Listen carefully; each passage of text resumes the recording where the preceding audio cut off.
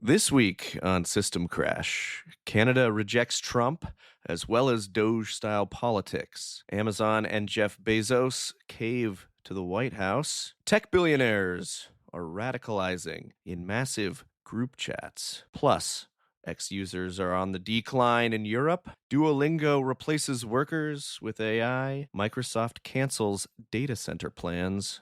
And oh, so much more.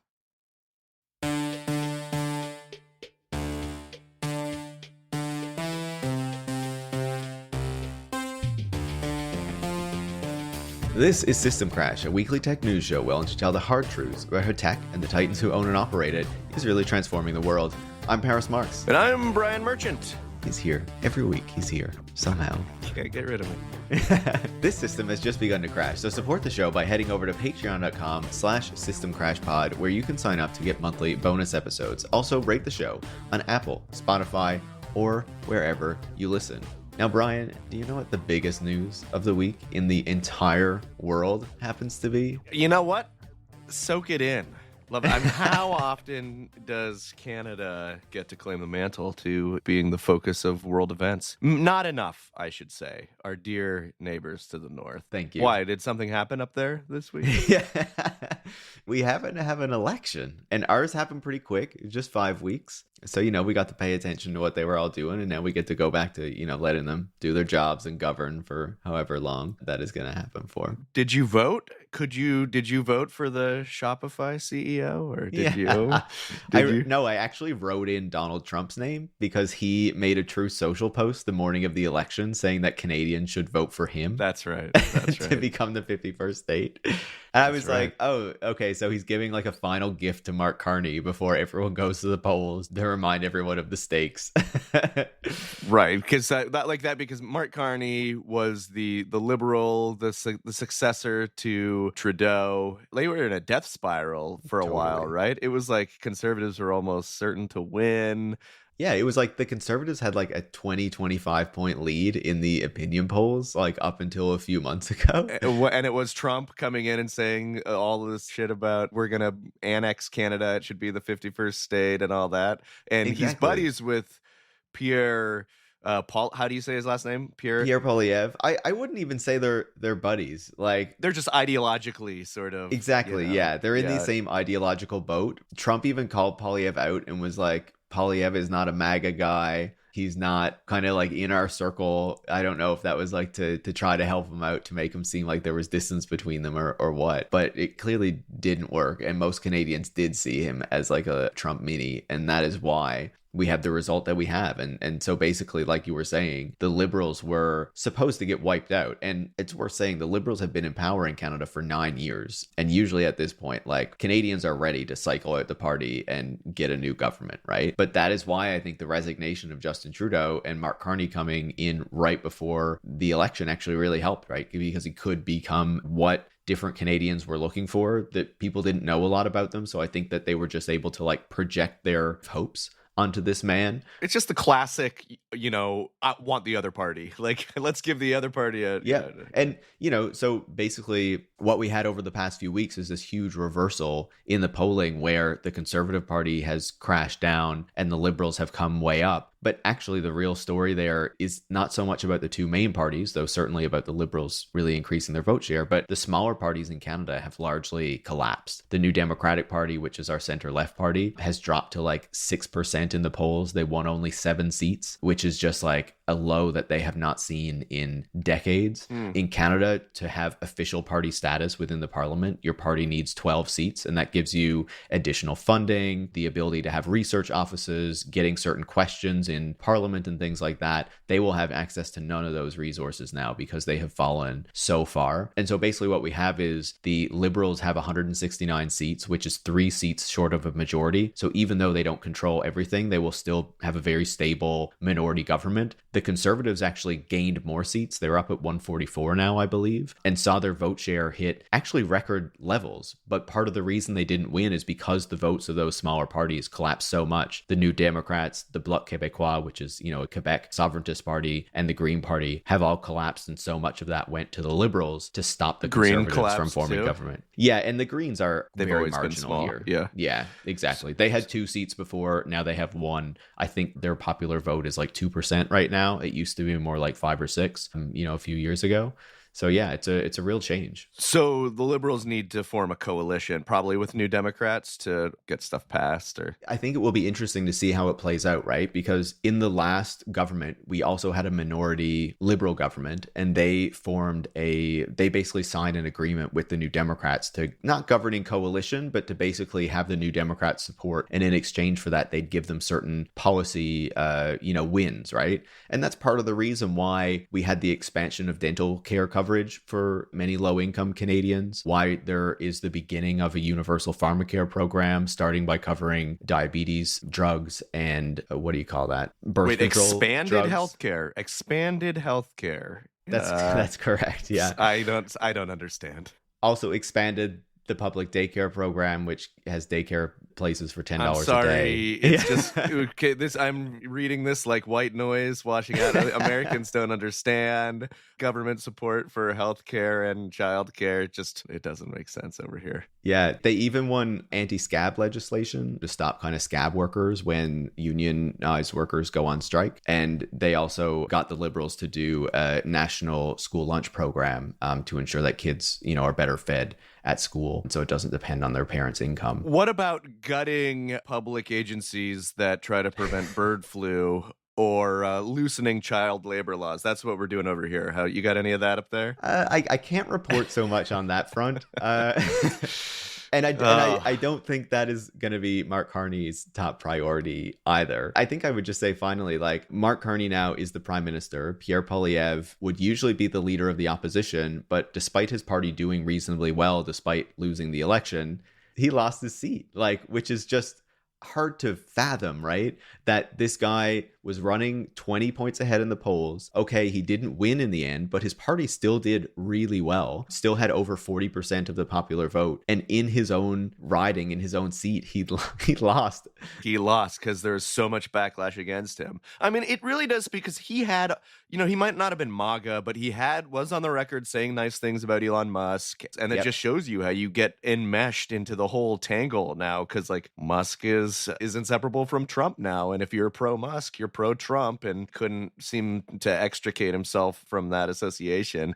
I think it's really interesting too, because you remember last year when there were all these elections around the world, including in the United States, and there was this narrative that any incumbent governments are just getting wiped out. People are mad. Inflation and cost of living has become a problem. People are fed up with their governments, and it doesn't matter how responsible they are for these crises. They're getting thrown out. Yeah. And the opposition or, the other party is kind of coming in to replace them. It doesn't really matter whether the party is really going to realistically solve the problem. There's going to be this replacement. Well, now this is one of the big elections of this year, and what we're seeing is a big reversal of that trend, where it's we are keeping the incumbent party, we are keeping the incumbent government, we're letting them stay on because of the uncertainty that Donald Trump and the United States have created. And while Canada just had its election, Australia goes to the polls on Saturday, on May 3rd, and their polling is doing the same thing. Their right-wing party was ahead going into the election, and since the election started, there has been a huge reversal to the point that their Labour Party might now get a majority government. So Trump is really throwing off the calculus in a lot of these different places. True. I mean, and it is wild how rapidly that recalibration has happened. Yeah. I mean, he's given such a good example of,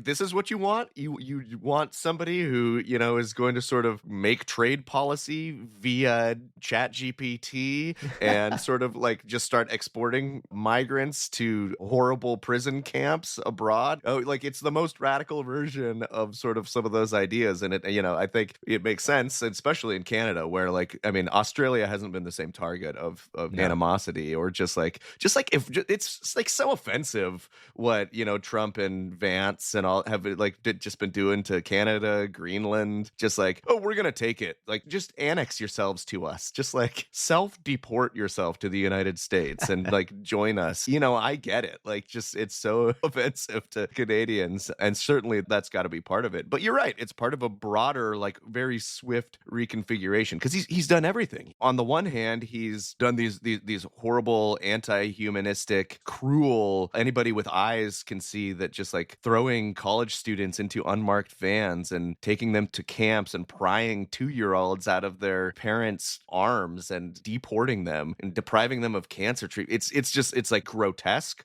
on the one hand, and even if you're on board with that far-right fascistic project, then like he's got the tariff stuffs where he's tanking your 401k or he's tanking your investment portfolio, and so like people are like, and so he's really done a full multi-theater assault on just about anything that any even like moderate person would care about. Truly remarkable, though, the amount of damage that they've been able to do just in, you know, a couple months. Well, and I feel like we have this discussion every week, not necessarily on this podcast, but like the discussion is happening about like, it seems very unclear whether the United States is even going to benefit from all this in the end at all, because the harm is going to be so huge, right? I feel like the damage is already, I mean, at least I think for the next 4 years has been entrenched, right? Like nobody can trust this administration and like what he might do with regards to trade policy next week, who he might try to deport, what the next executive order that's going to sort of scramble or attempt to scramble the constitutional order. Like it's completely unpredictable. Even if there was like ideological consistency on some of these things, then there might be even more give and take. Certainly like Wall Street and just like mainline Republicans and folks who were concerned foremost about the market, they'd be able to stomach a lot more of the grotesque shit that he's doing. And there seems to be this huge miscalculation as well, right? Where there seems to be this assumption that he is going to put tariffs on a country and they are all of a sudden gonna like totally give in to whatever he wants. And we're seeing with China, they're basically like, listen, we'll play this game with you. We are not giving in just because you like tariff our products. And there have been these stories that suggest that like the Trump administration is realizing that they've really miscalculated on China and are not going to get nearly what they were hoping for. And even in Canada, right? Like you see Mark Carney has been saying that we want to work with the United States. We want to get a new agreement with the United States, but everything has changed and we are not going back to being as reliant and kind of building our economy to be so intertwined with the United States because we just can't trust them anymore. Sure, we talk about 4 years, but you have to imagine that this extends even beyond that. Yeah, absolutely. I mean, and that's what China did, honestly, during the first Trump administration. I think we've talked about before. How they we got to start preparing for this. So this time they're ready, right? They understood that their economy was, you know, reliant on a lot of ways in the United States and still is, but they started developing policies that would have insulated themselves from this damage and are ready to go tit for tat and insulate themselves from some of the damage. And so they prepared for it. And now, we're seeing this kind of, I'm expecting Canada to start, you know, making more deals with the EU and all trade partners to start finding alternate options. It's talking about Asia and Latin America as well. And even China has like reached out a hand to Canada and being like, we're open to talk about working together a bit more. Yeah. I don't know if that's going to be an offer that's taken. I think that Canada should take a more pragmatic approach like Australia and New Zealand does to China and increase trade that way. But, you know, we'll see if that actually happens. I wanted to add one more piece as well, just before we get off the question of Canada, and it relates to tech since we have a tech podcast. We've talked about this before. You know, Jeff was on the show last week, kind of giving us some insight into the Canadian tech industry and what is going on there. So basically what we have right now is Mark Carney is returning to power. The tech industry in Canada has taken this right-wing shift, but he is showing that he is very open to working with them, right? Yeah. He ended the capital gains tax increase that really pissed off a lot of people in the tech industry last year. And he is talking a lot about AI, about data centers, about investing in the tech industry and trying to grow that stuff. We talked in the past a number of times on the show about the UK and what the Keir Starmer government is doing doing over there to try to make these rules that are very aligned with what the tech industry wants by dismantling copyright legislation, making it easier to build data centers. And I'm kind of worried that we're going to see a not dissimilar policy from Mark Carney on those things, because the Liberal platform talks about taking away red tape for the construction of data centers, talks about rolling out AI in the public service to make things more efficient. It's good to avoid the conservative government, but I still think that there are risks coming on tech policy and other things. This is what the Democrats would be doing, right? Yeah. And it's what the Labour Party is doing in the UK. It's what Macron wants to be doing and is doing in France. So like the liberal line on tech in terms of policy on an AI in particular is like basically just like, how can we help? Biden was, signing land leases for those data centers and trying to make it as attractive as possible. Or at least whoever was holding Biden's hand and his pen was signing it. Right, the auto pen. Yeah. He did. Right. He did have that auto pen that was signing. I forgot about that. In an AI adjacent happening. Yeah, he used that auto pen for a lot. The tariff stuff is still clouding everything here in the States. Also, I just went to like my favorite Vietnamese restaurant yesterday. I usually go once a week, and they had a sign printed out on the wall and they taped up everywhere like we're adding $1 to each menu item because of the tariffs have made it more expensive or about to make things more expensive. No, wait, so they've already tacked on an extra $1 for the increase in egg prices. Now it's an extra $1 for the increase in tariff prices. I didn't ask. I meant to ask like what, they import probably a lot of their ingredients and stuff. And then this week, one of our second news item is directly related, of course, because it's become a little inflection point. It was reported, I think, by Punchbowl News or some sort of like insider Washington, D.C. news service that Amazon had planned on adding information to the purchasing page, like a tariff price, like this is how much the prices increase because of tariffs. How much more you have to pay because of the tariffs. Instead of just like fully raising the price, being like, look, this price increase is not fully our fault. This is the extra cost. This is the extra cost from the tariffs. And, businesses have done stuff like that commonly, trying to just like say, deflect some of the blame. It's not exactly us, Amazon. We're not charging you more. This is out of our hands. And so it was raised at the White House press pool. And we could play a little clip of it. I will take this since I just got off the phone with the president about Amazon's announcement. This is a hostile and political act by Amazon. Why didn't Amazon do this when the Biden administration hiked inflation to the highest level in 40 years? And I would also add that it's not a surprise because, as Reuters recently wrote, Amazon has partnered with a Chinese propaganda arm. So this is another reason why Americans should buy American. It's another reason why we are onshoring critical supply chains here at home to shore up our own critical supply chain and boost our own manufacturing. I have to say that press lady, she drives me crazy.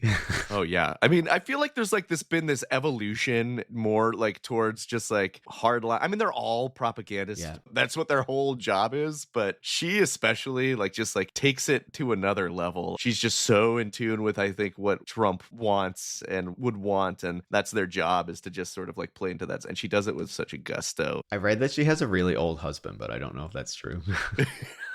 I could not comment on that. I don't know about that. But anyway, back to tariffs. Yeah. Anyways, so she calls it a hostile and political act by Amazon, and apparently Trump calls Bezos, or the other way around, and then Bezos has now since apparently backed off. Which this whole thing is just another snapshot of just how subservient the tech companies are willing to be to Trump. It just takes a phone call and they fall in line. And this is the free market champion, Jeff Bezos, who has now mandated that every opinion piece in the Washington Post, which he owns, trumpet the ideals of free market values. And what's more in line with free market values than like explaining to your customer why you are charging them. In fact, it would be a radical development for Amazon to do something like that. It's usually just like obscured behind this like winding supply chain and labor exploitation and however they're bilking their third-party vendors. Here's some actual information for you. But no, no. Free market warrior Jeff Bezos. There's a new edict coming for the Washington Post editorial board to change away from the free market message now. And it's all pro-tariff to keep Trump happy. Every op-ed must be pro-tariff and Trump approved. So yeah. Has it by that press woman to get her approval before it goes out. But it's funny to me that like Trump called up Bezos. Like, it's like everyone ignores that Andy Jassy like exists and is the CEO of Amazon. It's like still Jeff. I know he's executive chairman or whatever, but still it's like we know who the real boss is. Like, just, yeah, exactly. Yeah.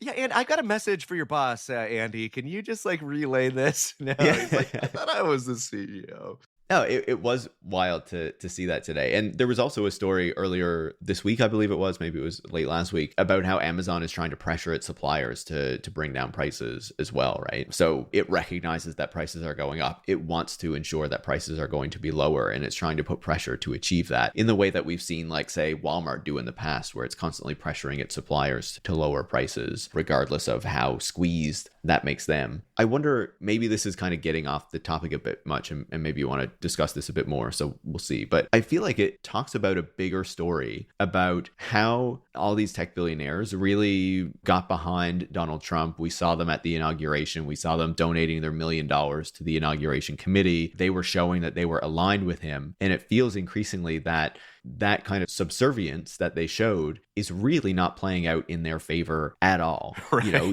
you're seeing Bezos being called out like this. Zuckerberg is still being dragged through court in a way that he certainly did not want to have to see happen. Google has the antitrust. Exactly. Yeah, you know, all of these companies that were like, okay, we'll get on board with the Trump thing so that we can get some good policies and decisions and get rid of regulations that our companies don't like and things like that. And it doesn't seem to be working out very well for any of them. Maybe the only one who is like sort of having it work somehow is Tim Cook, because he seems to get the iPhone carve out. He seems to be doing something to get Trump on board. But a lot of these other guys, they really seem to be getting hit by what the Trump administration is doing. Trump, ultimately, he doesn't really care. I mean, to him, it's like there's that transactional element that's so crucial to everything that he does and how he operates. With Apple, there is like at least sort of the promise of a transactional element where it's like, it's funny because it's not like Apple came to the bargaining table and was like, we'll build a bunch of factories. And Trump just got it in his mind that like they needed to do this, or that they could do this, or that like he wants iPhones to be built in the United States, and he would see this as like a big win. Like, so they have some kind of semi-imaginary leverage in Trump's mind so that like it becomes part of these whole negotiations. Like, it's less clear what Google can actually do for Trump. They can like sort of grovel before him, and that's, I'm sure, satisfying for a little bit. But then after that, like, what does he need them for? Yeah, Zuckerberg has already given in and like remade the moderation policies and stuff at Facebook and Instagram, and like settled the suit and like paid Trump money, and you know, like literally just sort of paid him off, adopted very publicly Trump's preferred kind of politics. Like, Mark Zuckerberg has like basically humiliated himself and debased himself on behalf of Trump. It feels like he's kind of disappeared in the past like couple months ish. I would too, because like then they're like, well, we're gonna continue on, and Meta is still facing the full brunt of the court. So it's not clear, you know. Zuckerberg didn't have a great week in court either, based on the reports I saw. Honestly, that's probably the most surprising thing about that the courts and the Department of Justice are still going after big tech and recommending that Google also sort of be broken up. And it's now Google's been found on 2 counts to violate antitrust laws. And they're still rolling out those arguments that like, you need us, you need our size for national security. If you break us up, like China is going to get ahead of us. And so far, it still seems like they're willing to move forward with this. Like, it'll be interesting to see if at the last minute they're able to like cut a deal. And this is kind of the leverage that the Trump administration is going to use against them. But so far, things things are moving along in a way that we would expect to see in a case like this. Yeah. And even Bezos, right?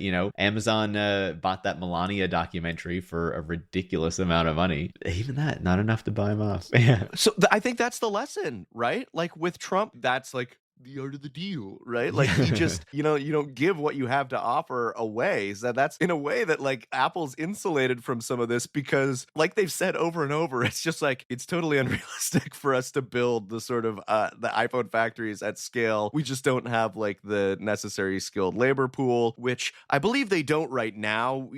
That's probably another whole episode to get into what's going on right there. But they've basically said time and time again, and people repeat this argument, and it is true. Like if today it was like you need to build an iPhone factory on US soil and get it as efficient as China's, like no way it's happening. Even if building the facilities, you would take so long to the train. But that said, what lurks underneath all of Apple's argument that they say over and over, like, well, we can't, those jobs aren't coming back was Steve Jobs is famous. We need to be able to pay people less. We need to have these grueling hours where they work around the clock. We need to have a workforce that's exempt from even our meager and increasingly meager labor protections. Like we need, people to sort of work these 12-hour shifts 6 or 7 days a week to, churn out the iPhone. We couldn't do it without that. So that's the subtext to all of this. I always think of that story in Malcolm Harris's book Palo Alto, where he's talking about the early days of Apple and how like they were having their boards built by like Southeast Asian immigrants in their basements, right, to take advantage of like cheap labor, non-union labor, all that kind of stuff. As the company grows, the kind of outsourcing to China just feels like the natural extension of that. But I think the thing with Apple that is distinct from a lot of these other tech companies is that rather than being like a major software company or platform or whatever, they're a huge hardware business, right? Yeah. So even if they have a few little factories to do something or other in the United States, they can still announce that they're investing so much money and it looks so great for Donald Trump, even though the story, if you actually read about what Apple's doing is they're pivoting even more iPhone manufacturing to India instead of China because they hope that India is not going to get hit with these tariffs in the same way. So they're going to build enough iPhones there to supply the US market, right? And we'll see. And they've said that they're going to do that for literally the last 10 years. They've been saying, like, we're going to move into Brazil, we're going to move into India, we're going to move into Vietnam. India has been scaling up, but I don't think it's as fast as they had planned or expected or whatever, right? And honestly, like China does have this like intensely unique and skilled labor force that for so long they've been able to lean on. And it really isn't that it's like dirt cheap. It's not the cheapness that is the most alluring thing. They could probably get the labor for cheaper, but it's the quickness, the responsiveness, the rapidity with which they can sort of change orders or issue new orders and have like such a large and skilled labor force sort of like put these things together. And the supply chain is there too, which is the other key piece of it. Yeah, it's a real puzzle. And I mean, more than even their most recent tariffs, I think Apple and Tim Cook, they know that it is a continual liability to have so much manufacturing concentrated anywhere, but especially in China, where there are a number of omnipresent geopolitical factors. Well, India and Vietnam and Brazil, like they were all hedges on something happening, right? They recognized that they had to diversify as the relationship between the US and China was increasingly going sour. But It's interesting because Apple is like the only one, or maybe one of the only major tech companies that like didn't go on this anti-DEI push, was like, no, we're holding on to these things. Meanwhile, they have been like, sure, like they have been hit by tariffs. There's no question about it, but they have been able to negotiate in ways that it feels like a lot of these other tech companies have not been able to do. And I feel like it's that hardware aspect of it that really gives them a distinct advantage, right? Honestly, I do think there is a psychological element too. Like Trump doesn't respect you if you roll over. He very much has this sort of like, mafioso mentality where it's like, if you just give me everything you want, then you just look weak. So Apple, I think, I mean, credit to them for saying no to the DEI stuff or to their, the board or whatever that decided not to cave into that. But it's also like, we can't just like turn around and give you a factory right now. It doesn't work like that, but Trump still thinks they can. So it is this like weird, like sort of ambiguous leverage. Well, because they won't do an iPhone factory, but it's like they'll have a Mac Pro factory, or that churns out like a relatively small number of units compared to Apple's other product lines, Right. And that's enough. If it's enough for like a headline, it's enough for Trump to think about it. Like, think like he won something. Like, Trump felt like he won something even when they got the Foxconn sort of complex in Wisconsin that turned out to be just like a comical bust that never materialized in any meaningful way. But that's it, right? You can announce something today that doesn't ultimately go anywhere, but the headline is still there, and that's right. what matters. The picture right? of you with a shovel, like breaking ground, is still there. I guess we'll have to wait and see. We'll have to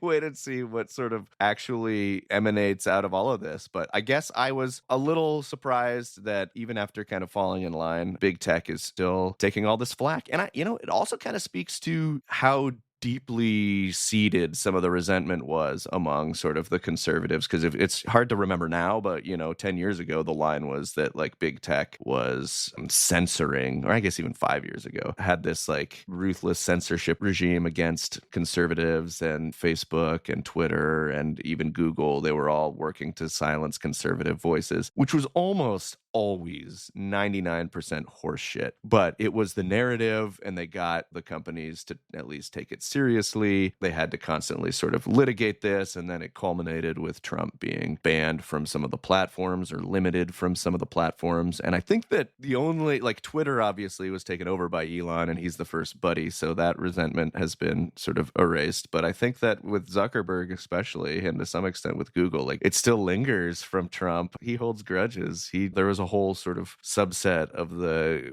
conservative body politic that permanently entrenched those views, those anti-censorship. And you've got guys like Josh Hawley, even JD Vance, who've been sort of banging on about breaking up the big tech companies, not because they hold too much power or are strangling the market necessarily, although they think include those arguments, but more because they were seen as a threat to conservative power, because they held the ability to put in check conservative voices, or to, ban the president from the United States if he tried to incite a riot or something. And I think that just because these guys showed up to Washington, D.C. and prostrated themselves before the president during the inauguration, that doesn't mean that they wouldn't just like sort of break the other way in a few years. So I think that this is speaking to like an exercise in further trying to constrain big tech in the name of preserving and even expanding conservative power. Definitely. And you look at Google, which is in the spotlight right now, has had 2 antitrust cases go against it. That was kind of seen as like peak liberal Silicon Valley, right? That particular company, even though its leadership has completely changed, I would not be surprised if some of those like associations still exist there. But,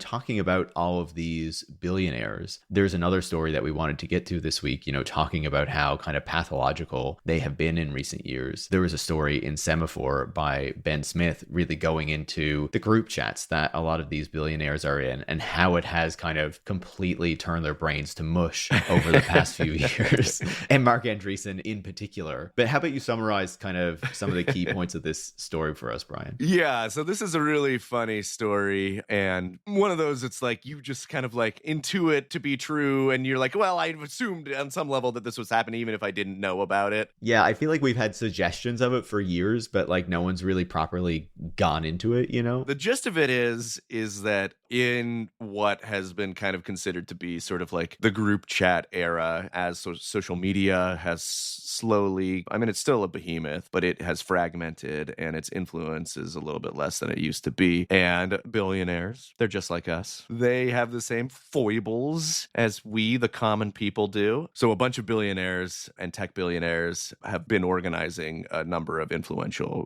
group chats, is the story. And one in particular has like 300 plus members. It's on Signal. It's called Chatham House. Cringe. Hate it. Stop, God, it's please. so obnoxious. But yeah, and at the center of a lot of these, and there's like there's satellite ones on WhatsApp, but it's where guys like Mark Andreessen, who's like a main character on a lot of these and was instrumental in sort of getting them off the ground and keeping them going. There's some comments in this piece by people that Ben Smith spoke to, and they were like, isn't he supposed to be like an important person? Isn't he supposed to be busy? How is he spending so much time posting in group chats? I mean, look at the comment. That's what people say about Elon Musk too. He's just true. Yeah. He's he a can't guy stop posting. Yeah. He's on Twitter all the time, and then he's releasing video of himself playing video games. So it's like, yeah, these titanic geniuses of our time posting in group chats and on Twitter. And Mark Andreessen has taken a step back from the tweets to just post in group chats like mad. Yeah. Right. He's blocked everyone on Twitter so he could go on the group chats. But yeah, so in this sprawling group chat, there's a number of implications here. It's got like a number of sort of centrist to these people still get called liberal, but at this point, like it's David Shore is on there, like the pollster that everybody hates. What is his thing called? Popularism, where he Okay. I'm not familiar with this guy. Oh, you don't know David Shore. That's another podcast episode too. But so he's basically a guy who he was like originally coded as the left along with like Sean McCowey and these kind of guys who like were like basically sort of left liberal whisperers, and they worked for poll firms, data science, like, you know, liberal data science firms that basically with consultancies and the Democratic Party to tell them, you know, what voters are thinking. And his whole thing was always that, well, the data says that Democrats should stop talking about trans people, or the data says that Democrats should go harder on immigration, basically sort of confirming the biases of sort of the establishment class. And, you know, there's guys like that in there. Ben Shapiro is apparently in there. Ben Shapiro in there, John Lonsdale, Mark Cuban. Not everybody who's in there has been revealed. It's implied that there's a lot of like Tyler Cohen, centrist blogger, David Sachs is in there, of course. Yeah. The Elon Musk lackey and now AI and crypto czar in the Trump administration, as well as like Brian Goldberg, the guy who, you know, runs Bustle and bought Gawker and then ran it into the ground again. They have this ongoing chat where the argument of the piece is basically that through this and others, a lot of sort of regular or sort of politically sort of apathetic founders and players became radicalized over the COVID years and over the sort of recent election cycle and sort of Silicon Valley's new sort of outspoken embrace of a lot of right politics. I don't know how much credence to give that. I don't know that like this group chat is like necessarily like an incubator for radicalism. It sure seems like these are just the headwinds. A lot of these guys are acting in their self-interests, but they certainly, you know, were helped along, I think, by these really like more central and powerful voices who have become extremely conservative, extremely right-wing, like Andreessen and Sachs and Lonsdale. And, you know, I would not be surprised if it helps to like confirm for people who are not the Andreessens and the Saxes of the group chat in the tech industry, like, okay, they're invited into something like this. They see these people continually posting about these particular issues. And it's like, oh, it's okay for me to think this way. Or these people who are influential are thinking this way. Maybe I should kind of give it a bit more credence, or it normalizes exactly things. Yeah. Yeah. And I think the other thing is that it just contains so many people that are now in these positions of power. Like Andreessen, he's working directly with the White House. David Sachs is working in the White House under an official capacity. One of the organizers of the chat is now the senior policy advisor for AI, Sriram Krishnan. So they are, you know, setting the tone, setting the agenda, and then all of these other people who are like putatively not right-wing coded are also sort of hanging around this group chat and sort of entertaining the ideas. And we can see from like the list of a lot of the material has been disappeared because Signal, you can just sort of set chats and messages to disappear after a certain time. But like the names of some of the chat titles have been included, and I'll read a few of them for our listeners here. Last Men, apparently the chat was titled at one point. Matt Iglesias fan club. I need a blue sky label just for those people. Let me know who. The Biden 2024 Re-elect Committee. You see the irony there? They're indicating here that they, in fact, would not like to see Biden reelected, is the joke. Journalism deniers and Richard. I think Richard refers to Richard Hanania, the white supremacist, like the weird, like the Matt Iglesias friendly white supremacist, like who's still allowed in public life, even though who's been rehabilitated the past few months and treated like he never just did by hanging bad. Around. Like he didn't even do anything. He didn't really apologize. He wrote all of these just like grotesquely racist screeds but the Silicon Valley guys really like him, or they did like him because for some reason he turned anti-Trump and left and accuse the chat of violating its principles and becoming a hotbed of groupthink. And well, I do think that's one of the interesting things about the piece too, right? Because it tells you a lot about how these people think about themselves and what they're doing. It always needs to be like so self-important, and they're changing the world in some way, and they're so like they're really pushing back against this culture that has like excluded them, because they're talking about how these chats were founded in 2020 when the environment on social media was so stifling or blah blah blah, because they couldn't be open bigots or whatever. There's this part where someone is talking about it as like the group chats as though they're the equivalent of like a Soviet underground press, they're being able to say these things that the government would like go after them for, or some authority or something like that. And it's like these people are totally delusional. They're some of like the most powerful people in the country, if not the world. They're in positions of power in the Trump administration. Like, what are you talking about? They want to never be criticized. Again, It comes down to it. It's not that they've never been persecuted. They could say these things, then a journalist or somebody might call them out for saying it and say like, hey, Mark Andreessen said a slur or whatever, whoever it was. And then that is like the worst thing in the world to them, to be called out on anything. Well, it's like Mark Andreessen's huge radicalizing moment. Like, we have indications that he was already a shithead before, and he has a big head, so we know, there's a lot in there. Pointy head. Yeah, exactly. Really remarkable. Looks the thing like a that like sent Andreessen off the edge was back in 2016, and he made this tweet about India saying that colonialism was like good for them, and the opposition to colonialism was economically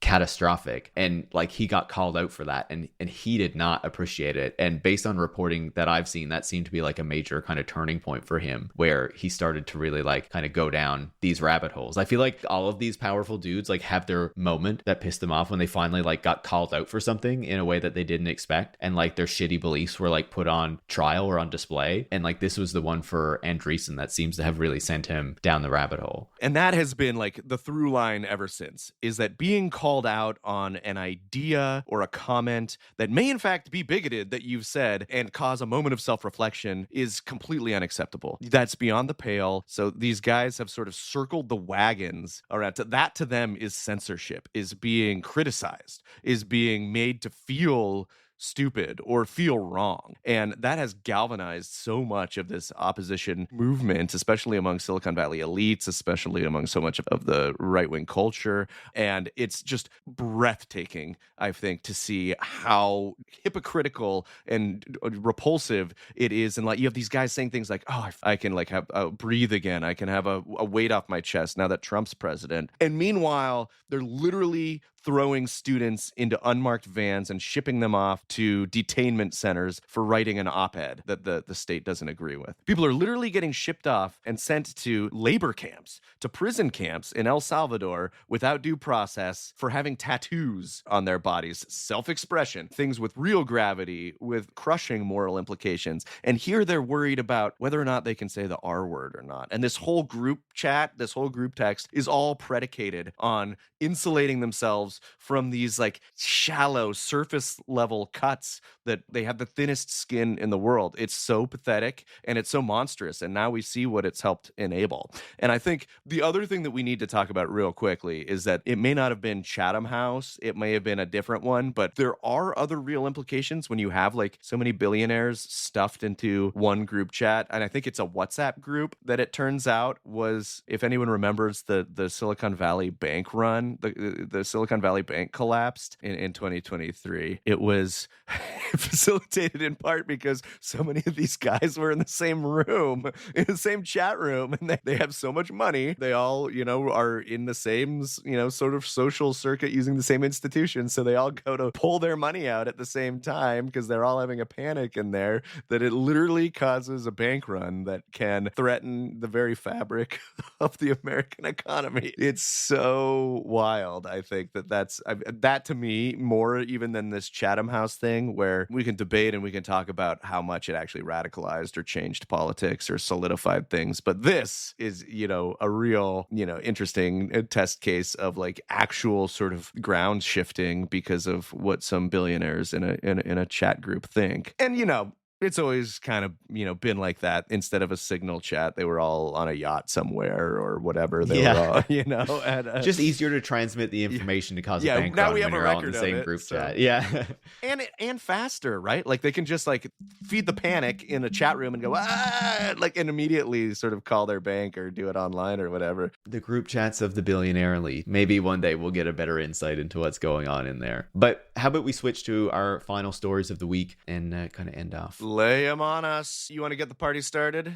So our first story is that there's a new report that in Europe, Twitter, or X as Elon Musk now calls it, has lost 11 million users since August alone, which is about 10% of the users that were using it. I would not be surprised if that is in part motivated by Elon Musk's embrace of the AfD and other kind of far-right movements in Europe, but it's a further hit to this platform that we have been hearing time and again is seeing kind of the activity happening on it decrease, the amount of users decrease, despite all Elon Musk has tried to say about how great it's doing. Here's another story that shows that's not true. Well, it's hard to say. I guess it's hard to say how many users they actually have on X, but I've all but stopped using X, and it's an interesting question. I know a lot of people still kind of use it, so I don't know what the actual hardline numbers are, but there has been a real exodus to Blue Sky. I think Blue Sky has like 35 million users now, which is still not as many as Twitter in its heyday or even close to it, but it represents a real sort of shift. It's like I would still be considered an active user, but I only go over there to like post my podcasts and my articles, and I basically post nothing else. So it's a big change in how I used to use the platform, and I'm sure that's the same for a lot of people. All right, what's our second story?